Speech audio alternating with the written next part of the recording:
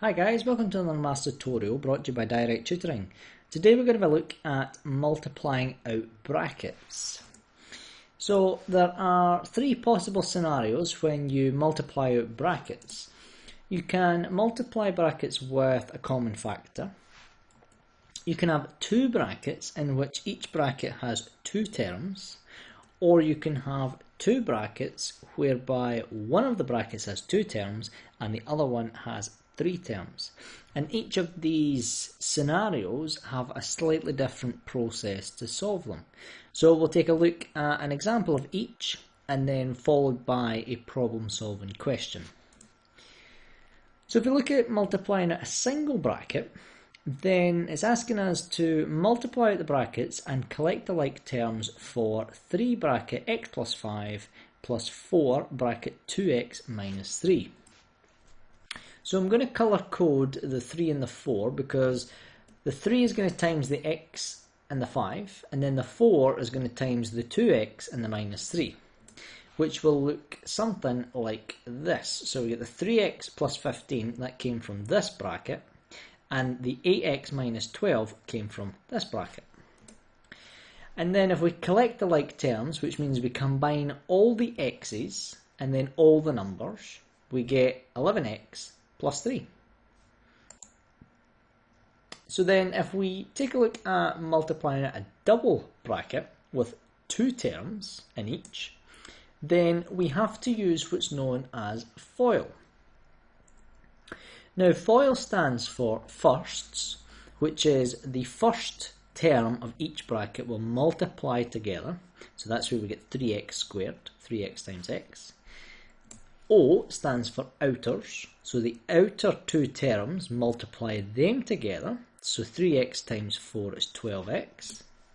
The inners, which is the inner two terms, now you've got to be careful because this is minus 2, so this is minus 2 times x, so you get minus 2x, and then L stands for lasts, which is minus 2 times 4, which gives you the minus 8. Now we can combine these two terms together to collect the like terms, and you are left with the equation 3x squared plus 10x minus 8.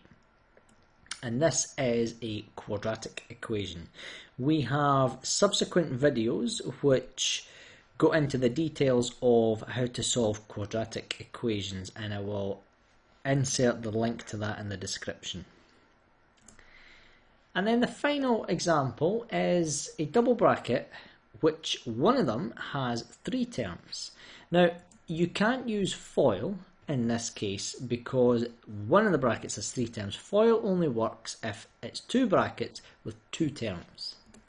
So what we basically have to do is take the bracket with two terms and perform two calculations on the bracket with three terms.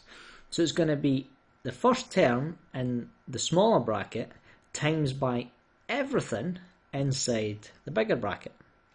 And then we take the second term and multiply exactly the same thing inside the bracket with three terms.